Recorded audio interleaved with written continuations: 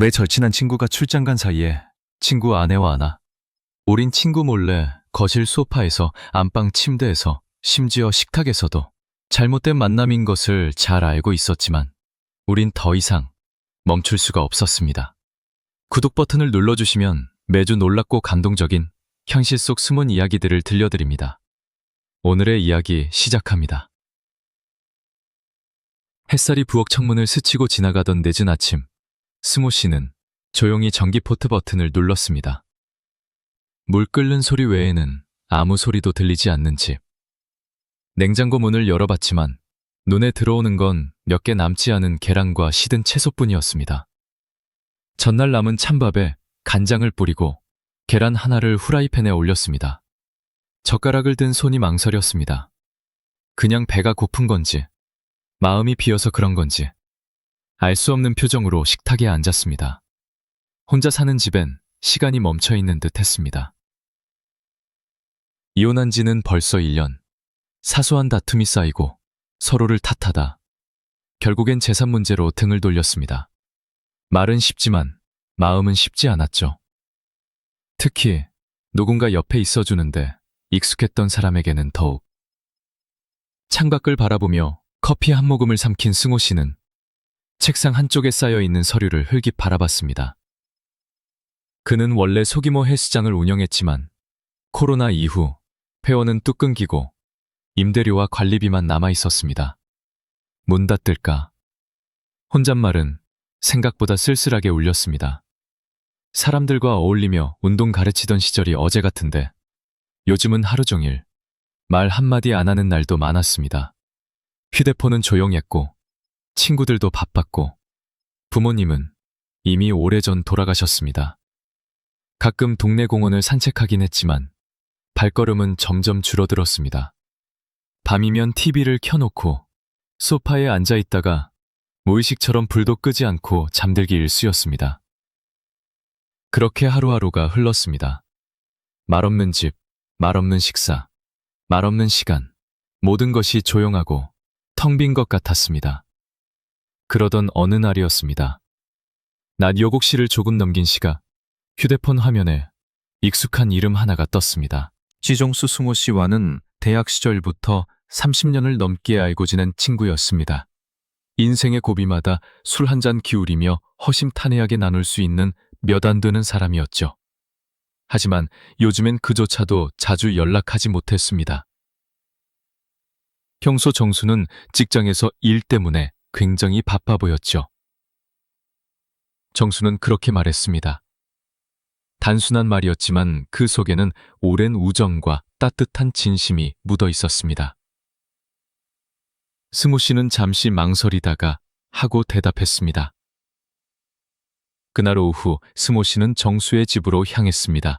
봄 햇살이 따뜻하게 내리쬐는 날이었고 오랜만에 셔츠에 자켓까지 걸친 채 거울 앞에서 스스로에게 어울리지 않는 미소를 지어보았습니다. 네, 혜수 씨가 먼저 반겨줬습니다.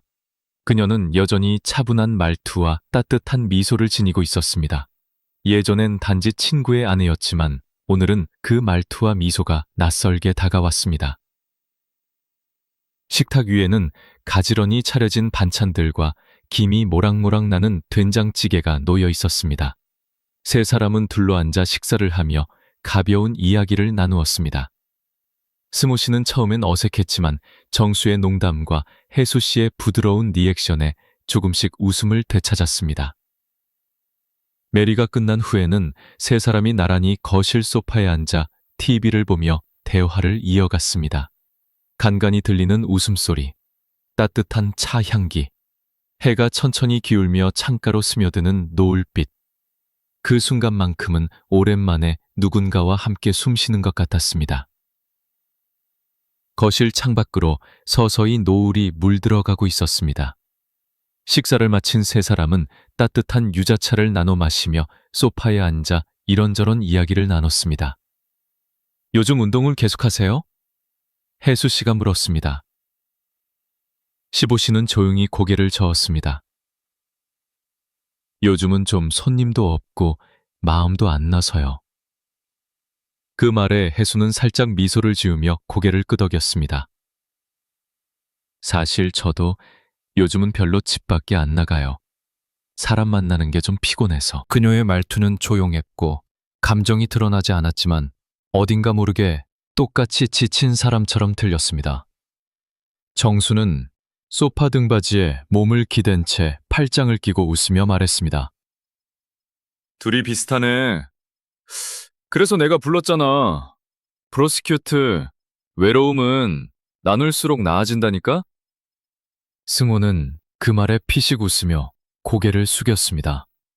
그 순간 혜수 씨의 눈이 그를 향해 천천히 머물렀습니다.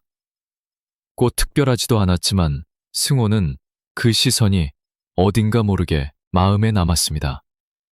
TV에서는 여행 예능 프로그램이 흘러나오고 있었고 정수는 화면을 보며 우리도 저런데 한번 가야 하는데 하며 웃었지만 승호의 시선은 화면이 아닌 차를 다 마시고 조용히 컵을 내려놓는 혜수의 손끝에 머물러 있었습니다. 그녀의 손은 고왔고 움직임은 느렸습니다. 그 눈에 밟혔습니다. 승호 씨, 이렇게 오랜만에 보니 참 반갑네요. 혜수 씨가 중얼대듯 말했습니다. 그 말에 정수는 장난스레 한마디를 덧붙였습니다. 내가 사람 보는 눈은 있지. 쟤 요즘 외로워 죽을 지경인데 이렇게라도 웃게 해줘야지. 설커민미 멋쩍게 웃었지만 마음 한구석이 서늘했습니다. 혜수의 말 그리고 정수의 말 모두 진심이었겠지만 자꾸만 자신의 외로움을 들여다보는 것 같아 묘하게 무거운 기분이 들었습니다. 그날 밤 집으로 돌아오는 길 승호 씨는 조용히 운전대를 잡은 채 창밖으로 스쳐가는 가로등 불빛을 바라보았습니다. 서는 옛날 팝송이 흐르고 있었고 어딘가 낯선 여운이 가슴에 남아 있었습니다. 정확히 무엇 때문이었을까?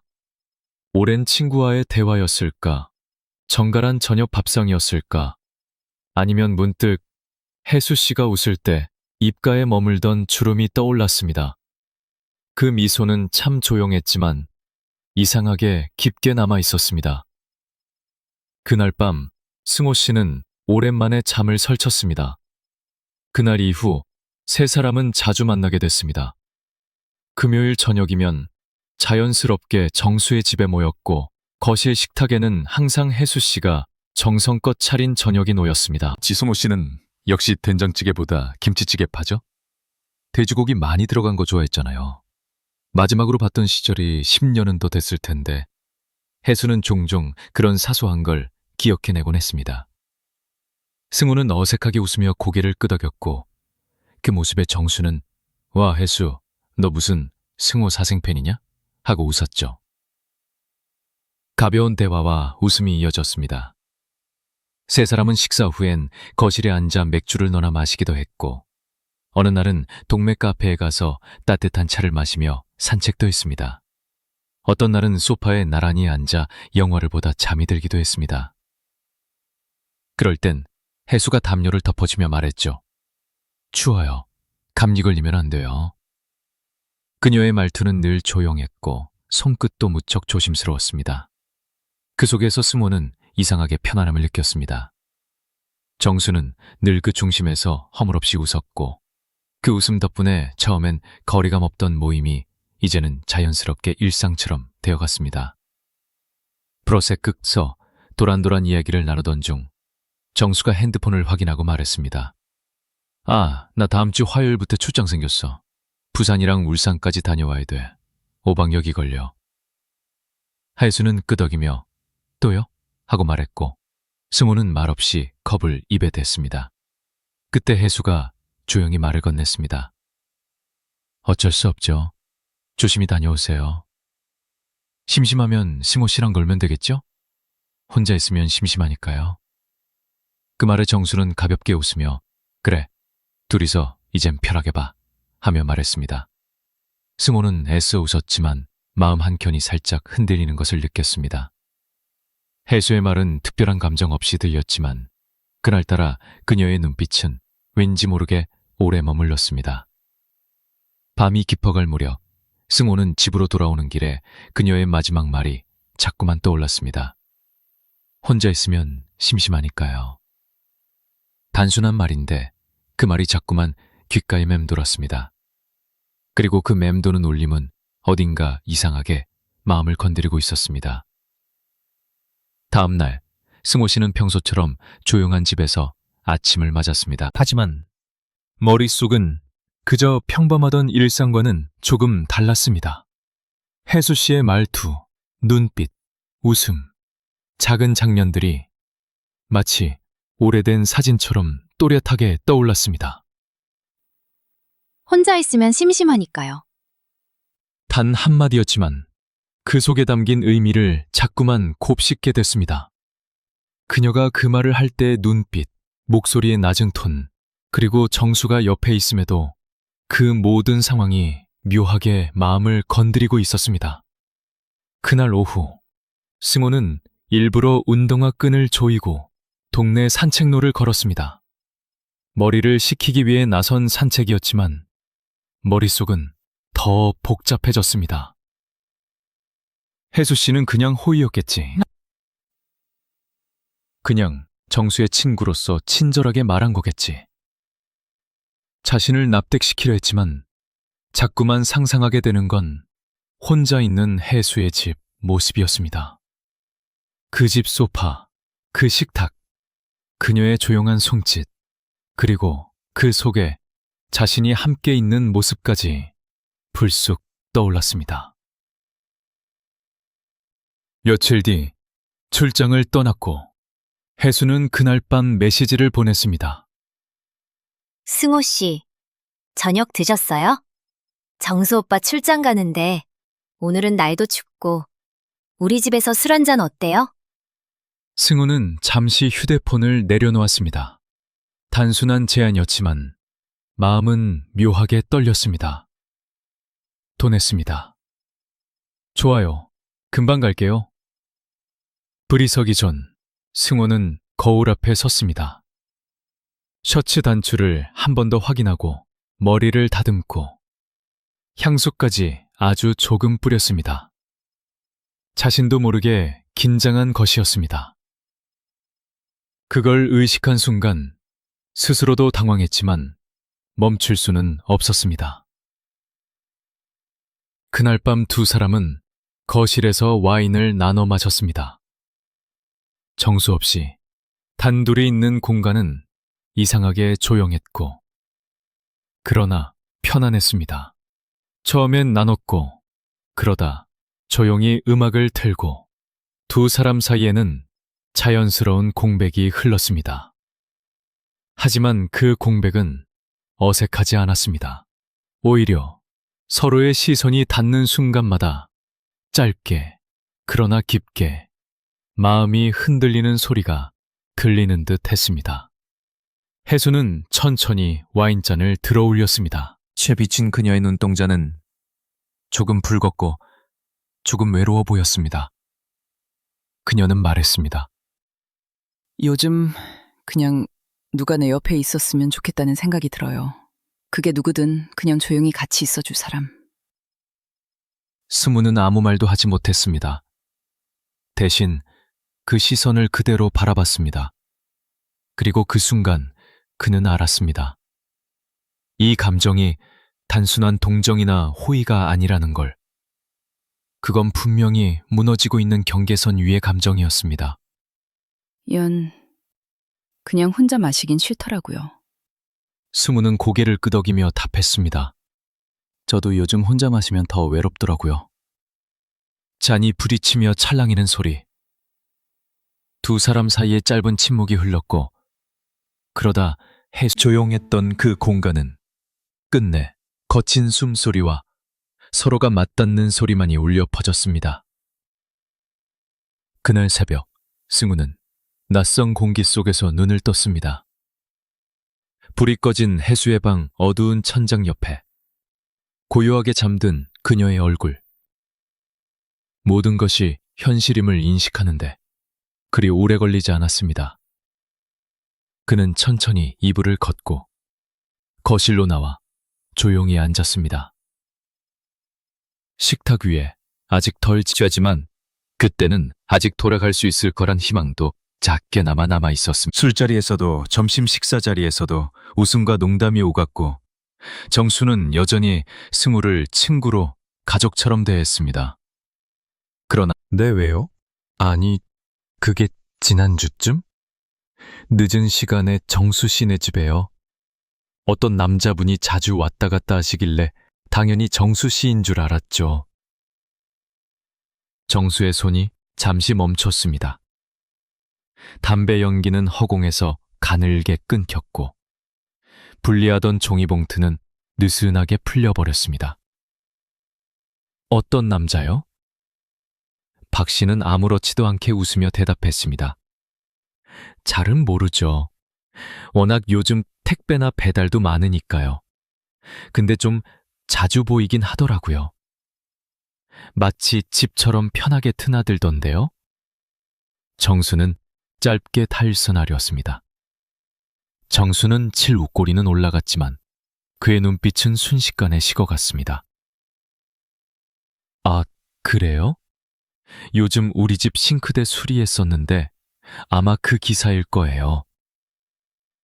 아무렇지도 않게 넘기려고 한 거짓말이었지만 머릿속에서는 어느 순간 정체불명의 그림자가 자라나기 시작했습니다. 집으로 돌아오는 길, 정수는 애써 평온한 표정을 유지하려 했습니다. 말도 안 돼. 설마 그럴 리가. 그러나 머릿속에선 출장 중 몇 차례 받지 못했던 혜수의 전화, 이상하게 바빠 보였던 그녀의 짧은 문자, 그리고 며칠 전 승우가 정수보다 먼저 안부를 물었던 사소한 대화들까지 모두 이어지기 시작했습니다. 혜수는 평소처럼 집에서 가볍게 청소를 하고 있었습니다. 정수가 돌아오자 웃으며 인사를 건넸습니다. 벌써 다녀왔어? 응, 금방 끝냈지? 정수는 아무렇지 않게 그녀의 머리를 쓰다듬었습니다. 하지만 손끝에는 이미 감춰지지 않는 불신이 번지고 있었습니다. 그날 밤, 정수는 아무 말 없이 혼자 방에 앉아 오래된 사진첩을 꺼냈습니다. 결혼 초 혜수의 웃음이 담긴 사진들을 하나하나 넘기며 그는 혼잣말처럼 중얼거렸습니다. 아무 일 아니겠지. 하지만 사진 속 웃음과 요즘 혜수의 미묘한 시선이 그를 갈라놓고 있다는 사실은 이미 감각적으로 느껴지고 있었습니다. 그날 이후 정수는 달라졌습니다. 혜수는 미묘한 눈빛 변화를 알아차렸고 승우와의 통화도 예전만큼 편하지 않았습니다. 단 하나의 말, 누군가 봤다는 그들의 튜녀를 시작하게 만든 것이었습니다. 며칠 후 승우는 평소처럼 헬스장 문을 닫고 늦은 밤 자신의 집으로 돌아가는 길이었습니다. 옌 스마트폰 화면엔 혜수에게서 온 짧은 메시지가 떠 있었습니다. 보고 싶어요. 단 한 문장이지만 그 안엔 수많은 감정이 묻어 있었습니다. 망설임, 조심스러움, 그리고 그리움. 답장을 보내고 나서 몇 분도 되지 않아 혜수에게서 전화가 왔습니다. 목소리는 낮았고 조심스러웠습니다. 정수 오빠가 요즘 좀 달라졌어요? 의심해요. 확실하진 않지만 괜히 불쑥 물어보거나 오늘 뭐 했냐며 많이 물어봐요. 자꾸 제 모습을 관찰하는 것 같기도 하고. 그 말을 들은 승우는 잠시 침묵했습니다. 그 역시 요즘 정수의 전화가 부쩍 줄어든 것을 느끼고 있었기 때문입니다. 그만두는 게 좋을까요? 혜수의 말에 승우는 처음으로 아무 대답도 하지 못했습니다. 너로프 며칠 후 두 사람은 또다시 마주 앉아 있었습니다. 그날 저녁, 작은 카페 구석자리에 앉아 둘은 서로를 바라보았습니다. 말은 줄었고 시선은 깊어졌습니다. 출 수 있을까요? 해수의 물음에 승우는 커피잔을 천천히 내려놓았습니다. 글쎄요. 지금이라도 멈출 수 있다면 이미 벌써 멈췄겠죠. 해수는 고개를 숙였고 잔을 든 손이 작게 떨리는 듯 보였습니다. 그날 밤 두 사람은 또다시 모텔방 안에 있었습니다. 서로를 안는 손길은 이전보다 더 간절했고 말없이 이어지는 감정의 흐름은 죄책감보다 더 큰 위안이 되어주고 있었습니다. 그러나 그 위안의 끝에는 지워지지 않는 불안이 자리하고 있었습니다. 모텔을 나오는 길, 해수가 문득 멈춰섰습니다. 그녀는 주변을 두리번거리며 뭔가를 감지한 듯 말없이 굳어졌습니다. 왜 그래요? 아니에요. 그냥 누가 보고 있을까봐. 승우는 그녀의 손을 조용히 잡았습니다. 손끝은 차가웠고 그 안의 감정은 더 차가웠습니다. 그날 이후 승우는 꿈을 꾸었습니다. 정수가 웃으며 손을 내밀고 있었고 그 옆에는 해수가 눈물 흘리는 모습으로 서 있었습니다. 우리 친구 맞지? 정수가 그렇게 묻자 승우는 입을 떼지 못했습니다. 네 잠에서 깼을 때 이마에는 땀이 맺혀 있었고 가슴은 빠르게 뛰고 있었습니다. 현실에서도 정수의 침묵은 깊어졌습니다. 예전처럼 먼저 연락을 하지 않았고 모임도 줄어들기 시작했습니다. 그 변화는 해수와 승우 둘 다에게 조용한 공포로 다가왔습니다. 그러나 그 공포 속에서도 둘은 서로를 놓지 못했습니다. 이제 그들의 관계는 돌이킬 수 없는 중독처럼 삶에 스며들어 있었기 때문입니다. 해가 지고 어두워진 골목. 정수는 조용히 어느 사무실 건물 안으로 들어가 누군가를 기다리고 있었습니다. 긴 코트를 입고 두 손을 주머니에 넣은 채 표정은 굳어 있었고 눈동자는 흔들림 없이 단단했습니다. 잠시 후 회색 셔츠를 입은 중년 남성이 다가왔습니다. 정수는 담담히 그를 맞이했습니다. 흥신소 맞죠? 남자는 짧게 고개를 끄덕였습니다. 맞습니다. 피스풀리로 원하시는 건 뭔가요? 정수는 한참을 망설이다 조용히 입을 열었습니다. 사실을 알고 싶습니다. 무조건 들키지 않게 해주세요. 모든 건 조용히. 남자는 노련한 눈빛으로 정수를 바라보며 한 장의 서류를 내밀었습니다. 계약서입니다. 거런티는 부인 한 분. 혹시 불륜 대상이 누군지 알고 있습니까? 정수는 잠시 입술을 다물다 짧게 대답했습니다. 예, 알고 있어요. 제 친구입니다. 며칠 뒤 정수는 익명의 번호로부터 첫 번째 보고서를 받았습니다. 위치, 강남구 A호텔 10시, 오후 1시 42분. 부인, 청바지, 회색 코트, 불륜남, 검은 패딩, 운동화. 두 사람 팔짱 낀 채 동시에 모텔 입장, 불륜관계 확실함. 첨부된 사진 속 정확히 해수와 승호가 모텔 출입문을 통과하는 장면이 찍혀 있었습니다. 정수는 그 사진을 보는 순간 심장이 쿵하고 바닥으로 떨어지는 것 같았습니다. 콩날 밤 정수는 아무 말 없이 거실 소파에 앉아 불 꺼진 집안을 바라보고 있었습니다. 해수는 평소처럼 따뜻한 차를 건넸고 옆에 앉아 무심히 TV를 켰습니다. 정수는 무심하게 던지듯 물었고 해수는 짧게 웃으며 대답했습니다. 초록터 끄덕이며 그녀의 손을 슬쩍 바라보았습니다. 한때 그렇게 따뜻하다고 느꼈던 손이 지금은 왠지 낯설게 느껴졌습니다. 그날 이후 정수는 몇 차례 더 보고서를 받아봤습니다. 강남 커피숍 오후 2시. 마트 주차장 차에서 30분 체류. 모텔 재방문. 사진, 시간, 위치. 그 모든 증거들이 차곡차곡 정수의 마음속에 쌓여갔습니다. 그리고 그 안엔 지독한 분노보다도 깊은 허무가 자리하고 있었습니다. 며칠 후 정수는 일부러 늦게 귀가했습니다. 혜수는 묻지 않았고 승호도 별다른 연락이 없었습니다. 모든 게 이상하리만큼 평온했습니다. 그러나 정수는 알고 있었습니다. 파시보온의 이면에 누군가는 거짓을 살고 있고 누군가는 그 거짓에 몸을 기대고 있다는 걸 그는 결국 결심합니다.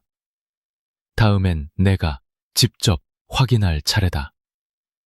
이제는 말이 아닌 행동으로 진실을 마주할 시간. 정수의 눈빛은 더 이상 흔들리지 않았습니다. 금요일 저녁, 혜수는 평소보다 화장을 짙게 했습니다. 거울 앞에서 립스틱을 한 번 더 정돈하더니 휴대폰을 들고 스무에게 메시지를 보냈습니다. 염 오늘도 보고 싶어요. 정수 오빠는 야근이래요. 스무는 짧은 망설임 끝에 답장을 보냈습니다. 알겠어요. 그럼 8시에 그곳에서. 한편 정수는 아파트 정문 앞 근처 주차장에서 늦은 시간까지 기다리며 자신의 차 안에 앉아 있었습니다. 오늘 야근은 없었습니다. 그는 이미 몇 시간 전 모든 스케줄을 비운 상태였고 지금은 혜수의 뒤를 조용히 미행 중이었습니다.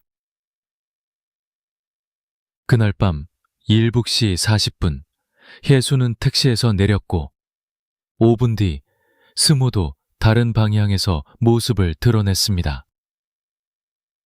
정수는 거리를 두고 두 사람이 모텔 쪽으로 걸어가는 모습을 차 안에서 지켜보고 있었습니다. 승우가 혜수의 어깨를 자연스럽게 감싸며 웃는 모습. 혜수가 고개를 기울이며 말없이 따라가는 모습. 그 모든 장면이 정수의 가슴에 하나씩 칼처럼 박혀 들어왔습니다. 정수는 차 문을 조용히 닫고 천천히 뒤를 따라 걸었습니다. 두 사람이 모텔 입구에 도착하자 혜수가 카운터를 향해 먼저 들어갔고 승호는 뒷짐을 지고 뒤따랐습니다. 그 순간 정수의 발걸음이 빨라졌습니다. 낮고 단호한 목소리가 모텔 로비를 울렸습니다. 혜수는 화들짝 놀라며 돌아섰고 승우도 순간 몸이 굳어졌습니다. 혜수의 얼굴이 하얗게 질려갔습니다. 그녀는 순간적으로 눈물을 흘리며 승우와 거리를 두기 시작했습니다. 그녀는 울먹이며 승우를 손가락질하기 시작했습니다. 승은 믿을 수 없다는 듯 혜수를 바라보았습니다. 혜수야, 그게 지금 무슨 말이야? 우리가 함께한 시간들은 뭐야? 하지만 혜수는 더 이상 그를 보지 않았습니다. 정수는 말없이 승우의 얼굴을 바라보다가 갑자기 그의 멱살을 움켜쥐고 밀쳤습니다. 어떻게 내 아내한테 어떻게 너가 그럴 수 있어? 승우는 저항하지 않았습니다. 맞은 뺨 위로 피 대신 후회의 기색이 번졌습니다. 미안해 정수야. 내가 다 잘못했어. 정수는 말없이 혜수를 감싸안고 천천히 모텔을 나갔습니다. 혜수는 조용히 정수의 어깨에 얼굴을 묻었습니다. 그 뒷 몽환이 바라보는 스모. 그는 한 발도 움직이지 못한 채 그 자리에 굳어 있었습니다. 잠시 후 모텔 입구 앞 작은 벤치에 앉아 승호는 고개를 숙인 채 손에 쥔 폰을 내려다보았습니다. 퐁예수에게서 오던 수많은 메시지들, 그녀의 미소, 나지막이 부르던 목소리, 모두가 거짓이었을지도 모른다는 생각에 가슴이 텅 비어가는 듯 했습니다. 모텔 앞, 불빛 하나 없이 어두운 주차장 구석에 승호는 혼자 앉아 있었습니다. 찬 공기가 폐에 깊숙이 스며들었지만 몸을 움직일 생각조차 되지 않았습니다. 가슴이 답답했고 머릿속은 온통 아까 들은 해수의 말로 가득 차 있었습니다. 이 사람이 자꾸 협박해서 그 말이 계속 메아리 치듯 울렸습니다. 마치 자신이 상상하던 모든 감정이 한순간에 산산조각 나는 소리 같았습니다. 해수는 분명 자신의 품에서 울었고 자신의 손을 먼저 잡았고 자신에게 보고 싶다고 말해왔습니다.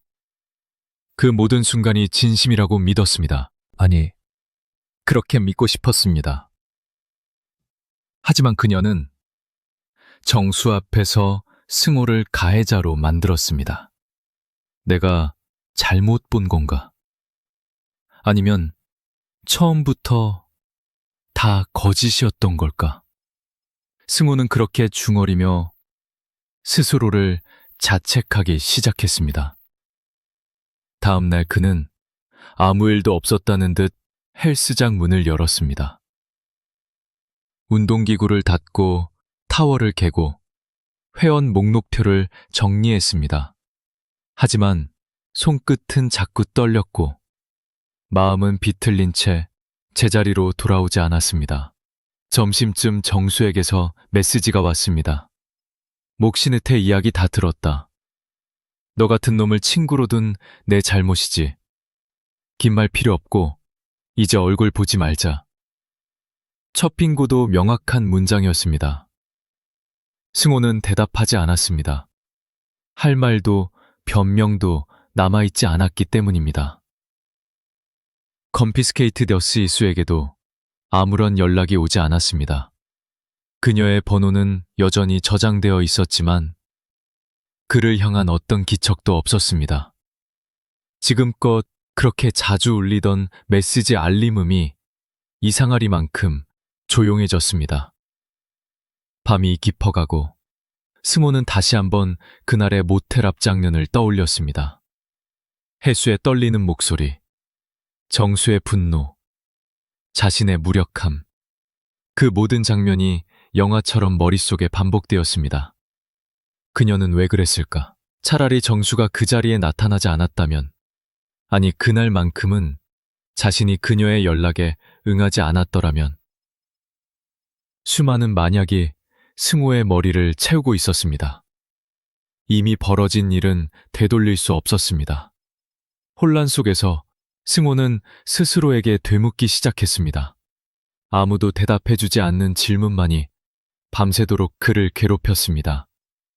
한편 정수가 모텔 앞에 나타난 그날, 정수는 해수와 함께 모텔 앞을 벗어나 아무 말 없이 차에 올랐습니다. 해수는 조용히 그의 옆자리에 앉아 차창밖만 바라봤습니다. 손을 꽉 쥐고 있었고 입술은 단단히 다물려 있었습니다. 정수는 시선을 앞으로 둔 채 조금도 움직이지 않았습니다.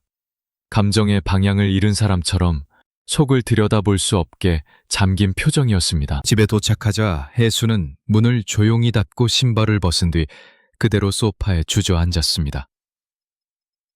정수는 그 옆에 앉지 않았고 부엌 한켠에 서서 잠시 담배 한 개비를 꺼내 쥐었습니다. 그 모습은 속에 많은 감정들이 쌓여 있다는 것을 알 수 있었습니다. 정수의 목소리는 낮았지만 안에 담긴 감정은 무겁고 날카로웠습니다. 해수는 입술을 떨다 고개를 숙인 채 대답했습니다. 그 말 한마디에 정수는 손에 쥐었던 담배를 그대로 식탁 위에 내려놓았습니다. 정수는 더 이상 말을 잇지 못했고 그저 고개를 돌려 소파에 앉은 해수를 바라보았습니다. 한때 사랑했던 사람, 지금은 낯선, 눈물로 자신을 마주하고 있는 사람. 그의 눈빛에는 분노보다 더 깊은 배신감이 담겨 있었습니다. 한편 승우는 집으로 돌아온 뒤 단 한숨도 자지 못했습니다. 어둠 속에 앉아 계속해서 자신이 겪은 장면들을 떠올렸고 해수가 남긴 마지막 말이 계속 머릿속을 맴돌았습니다. 이 사람이 협박했어. 그녀는 왜 그렇게까지 했을까? 두려웠을까? 아니면 모든 걸 그저 끝내고 싶었던 걸까?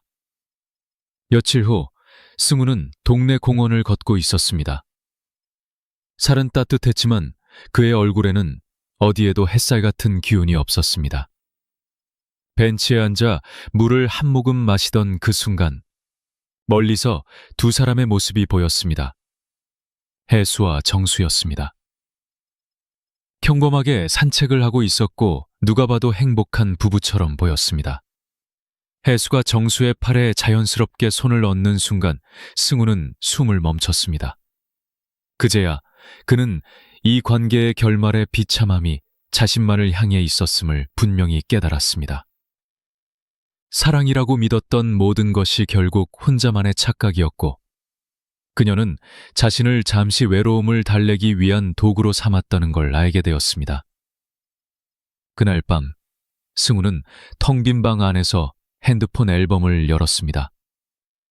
해수와 나눈 대화 사진, 음성 메시지들, 그는 아무 말 없이 모두 삭제 버튼을 눌렀습니다.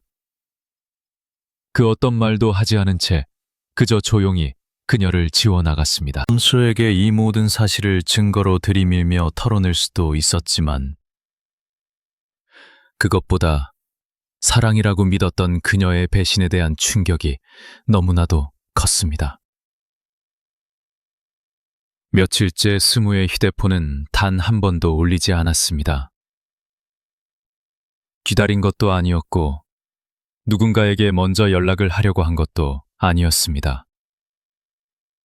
그저 조용히 스스로를 세상에서 지워내듯 하루하루를 견디고 있었습니다. 커튼을 닫은 채 낮인지 밤인지 구분도 없는 거실 소파에 등을 기대고 창밖의 흐린 빛을 멍하니 바라보는 그의 모습은 어디에도 속하지 않은 사람처럼 고요했습니다. 냉장고에는 며칠 전 사온 도시락 하나가 그대로 남아 있었고 씻지 않은 컵에는 먼지가 앉기 시작했습니다. 시간은 흘렀지만 그의 안에는 아무 일도 일어나지 않았습니다. 밖에 나가면 누군가 마주칠까 두려웠고 헬스장에 가면 정수의 이름을 듣게 될까 두려웠습니다. 그러던 어느 날 오후, 승우는 습관처럼 모자를 눌러쓰고 아파트 뒤편 공원을 걷고 있었습니다.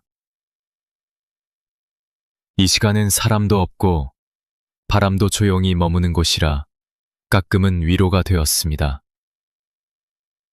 그런데 그 멀지 않은 벤치 쪽에서 두 사람이 함께 웃고 있는 모습이 눈에 들어왔습니다.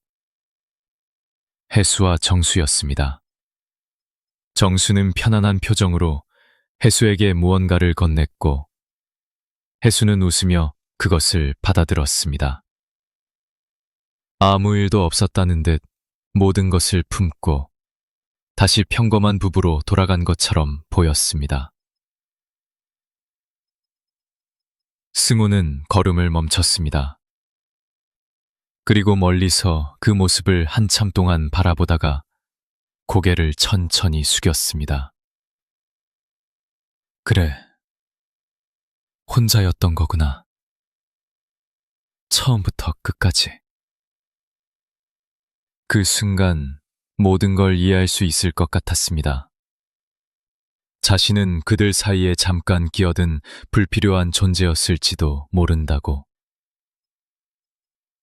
그날 밤 승우는 TV도 켜지 않은 거실에서 불도 켜지 않은 채 소파에 앉아 있었습니다.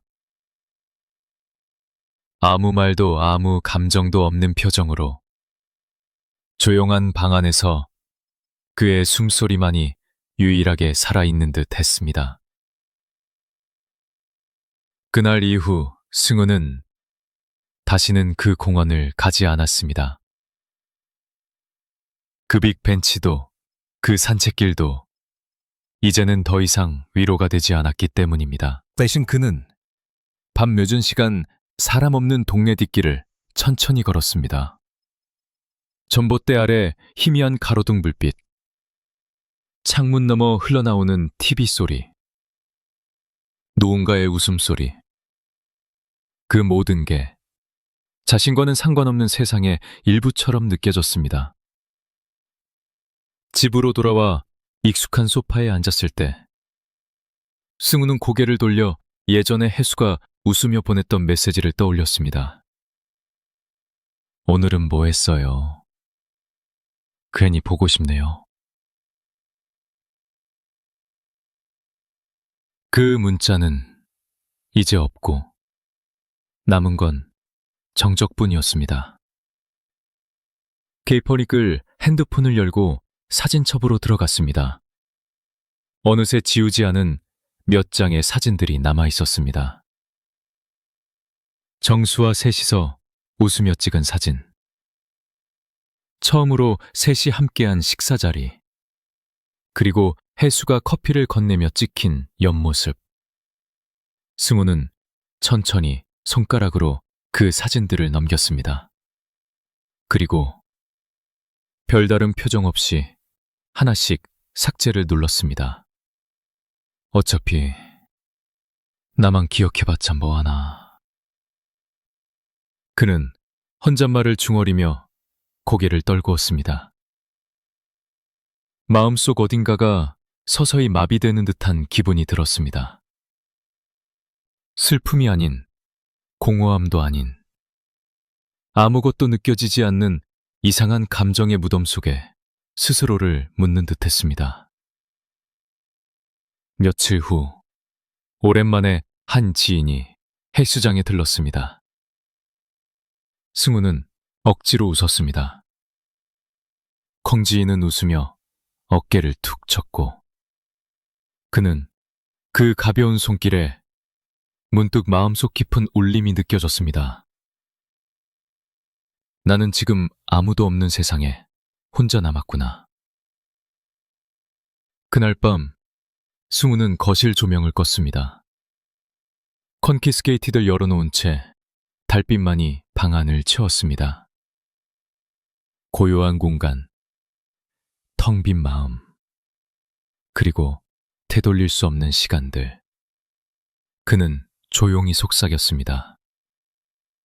스토킹슴이었다고 믿었는데 그게 내 착각이었구나. 마침 햇살이 커튼 사이로 스며들었지만 승우는 여전히 이불 속에 누워 있었습니다. 휴대폰 알람은 꺼둔 지 오래였고 더는 누가 전화를 걸어올 일도, 그가 누군가에게 전화를 걸 일도 남아있지 않았습니다. 몇 분, 아니 몇 시간쯤 그렇게 멍하니 누워있다가 그는 조용히 자리에서 일어났습니다. 부엌으로가 냉장고 문을 열었지만 안은 비어 있었습니다. 텅 빈 냉장고 속을 한참 바라보다 그는 문을 닫고 찬물 한 잔을 천천히 마셨습니다. 유리컵을 입술에 댄 채 그는 생각했습니다. 이것도 벌이겠지. 내가 만든 벌. 점심 무렵 승우는 오랜만에 헬스장으로 향했습니다. 문을 열고 들어서자 익숙한 기계 소리와 공기. 그러나 달라진 건 이곳에도 사람이 줄어든 현실이었습니다. 헬스장은 여전히 힘들었습니다.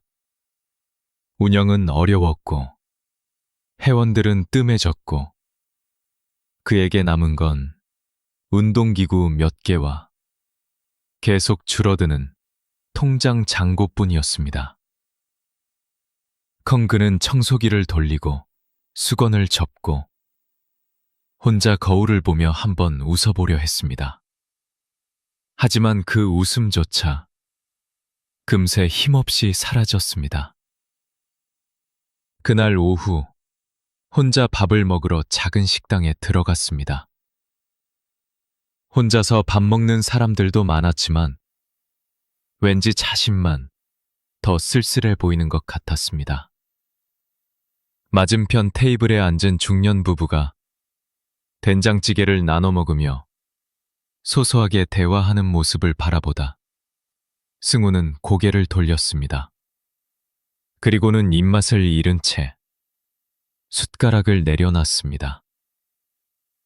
저녁 다시 집에 돌아와 TV를 켰지만 어떤 채널도 오래 보지 못했습니다. 자막은 눈에 들어오지 않았고 등장인물들의 대사도 자신과는 먼 이야기처럼만 느껴졌습니다.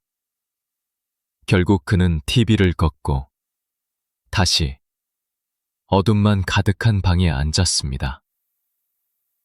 거실 창문 너머로 노을이 사라지고 어둠이 다시 세상을 감쌌습니다. 승우는 조용히 눈을 감았습니다. 그리고 그날의 기억이 해수의 눈물, 정수의 주먹, 모든 것이 떠올라 다시금 가슴 한켠이 저릿해졌습니다. 그는 그렇게 하루를 또 하나 벌처럼 품은 채 조용히 삼켰습니다. 늦은 밤, 승우는 잠을 청하려고 누웠지만 눈꺼풀은 도무지 감기지 않았습니다. 천장을 멍하니 바라보다 그는 문득 핸드폰을 다시 들어 올렸습니다. 그 안에 있는 정수의 연락처, 해수의 메시지 기록, 이미 차단되었고 지워진 기록들도 있었지만 번호 자체는 여전히 저장된 상태였습니다. 승우는 한참을 망설이다 결국 번호를 꾹 누른 뒤 천천히 삭제 버튼을 눌렀습니다. 연락하지 않겠다는 약속. 이제라도 내가 지켜야지. 마치 그녀가 어떤 방식으로든 자신을 바라보고 있을지도 모른다는 헛된 착각 속에서 스스로 질서를 만들고 그 질서 속에 억지로 감정을 묶어두려 했습니다.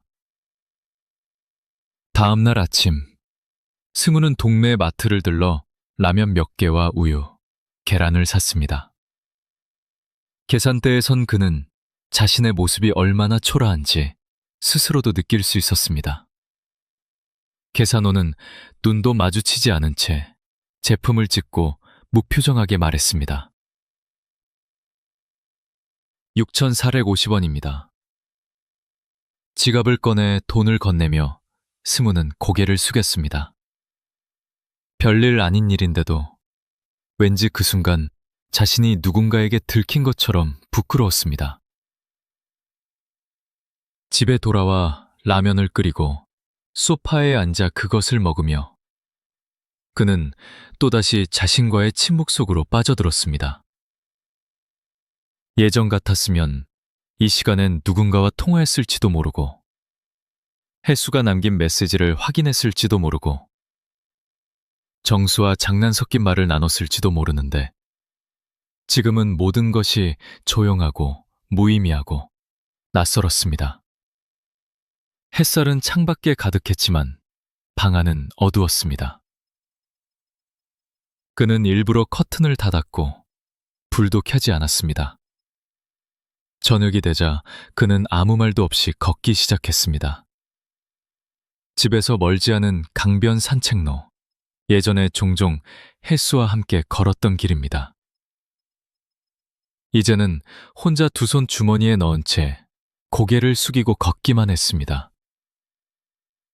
지나가는 사람들은 그를 눈여겨보지 않았고 그 또한 누구에게도 시선을 두지 않았습니다. 세상은 묻지 않았고 그 역시 이제 아무에게도 답할 말이 없었습니다. 그날 밤 거울을 보던 승우는 자신의 눈과 주름을 처음으로 자세히 바라봤습니다. 피곤하고 비어있고 한때 사랑했던 사람에게 배신당한 사람의 얼굴이 그 안에 담겨 있었습니다. 그는 거울에 비친 자신에게 가볍게 웃어보았습니다. 이제 좀 익숙해질 때도 됐지. 이런 날 예전 같았으면 누군가와 커피 한 잔을 마시고 산책을 나섰을지도 모르겠습니다. 하지만 지금 그는 그 모든 장면을 기억 속에서만 꺼내보는 사람일 뿐이었습니다. 직은 서랍 깊숙이 넣어두었던 낡은 공책 하나를 꺼냈습니다. 그 안에는 그동안 그가 지우지 못한 문장들이 적혀 있었습니다.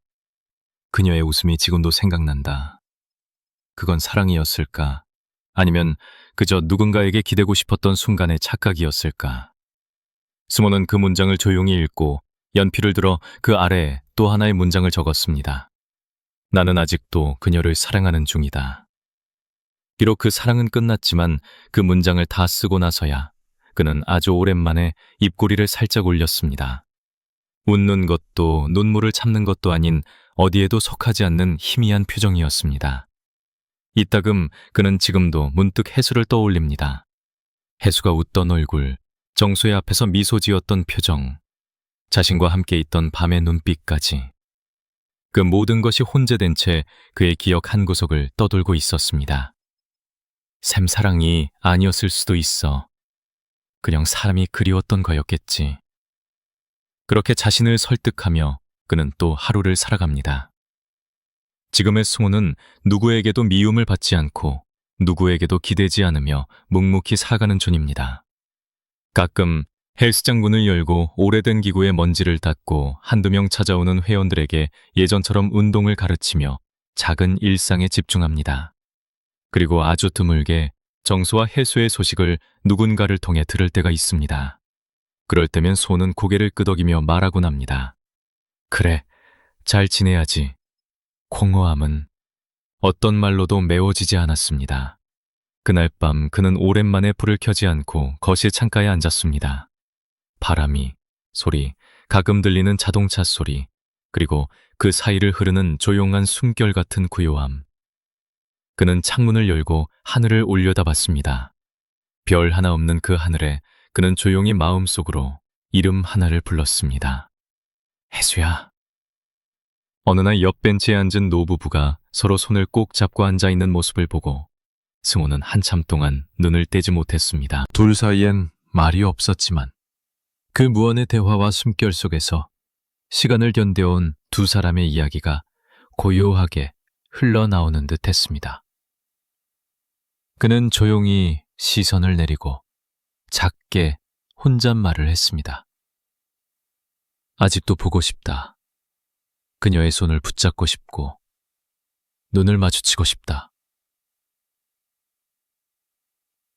그날 저녁 승호는 오랜만에 집 근처에서 제일 괜찮은 식당에 들어가 정식 한상을 시켰습니다. 낮은 조명의 따뜻한 분위기 속 그는 밥을 천천히 씹으며 무언가를 음미하는 듯한 표정으로 오래전 기억을 되짚었습니다. 예전에 해수와 함께 앉아 밥을 먹던 날, 웃으며 반찬을 집어주던 순간, 그리고 무너졌던 그 밤까지. 식사를 마친 그는 식당 밖으로 나와 조용히 걸었습니다. 가구수도 불빛 아래 혼자 걷는 그의 그림자가 길게 늘어졌습니다. 승호는 그 그림자를 바라보다가 문득 웃으며 말했습니다. 이제는 나 혼자 가는 길이야. 누굴 원망하지도 않고 누구를 그리워하지도 않고 그저 조용히 가는 거지. 집에 돌아온 그는 아무 말도 없이 옷을 갈아입고 작은 티백 하나를 뜨거운 물에 담갔습니다. 허브향이 피어오르는 차잔을 들고 소파에 앉은 그는 창밖을 바라보며 천천히 차를 마셨습니다. 그 어떤 말도, 눈물도, 기억도 더는 그를 흔들지 않았습니다. 그는 알고 있었습니다. 사랑이라 믿었던 감정은 어쩌면 외로움의 다른 이름이었고 그 외로움은 그 누구도 심지어 해수도 온전히 채워줄 수 없었다는 걸. 그래서 이제는 그 외로움을 스스로 안고 살아가기로 한 것이었습니다. 밤이 깊었습니다. 방불을 끄고 조용히 침대에 누운 그는 창문 너머로 흘려드는 밤공기를 느끼며 작게 중얼거렸습니다. 그 말은 더 이상 그녀에게 닿지 않을 걸 알면서도 어쩌면 자신의 마음을 조용히 달래기 위한 마지막 인사였는지도 모릅니다. 그리고 그 밤, 그는 처음으로 아무런 꿈도 꾸지 않았습니다. 정말 오랜만에 아무도 찾아오지 않는 완전한 고요 속에서 그의 밤은 조용히 깊어져 갔습니다.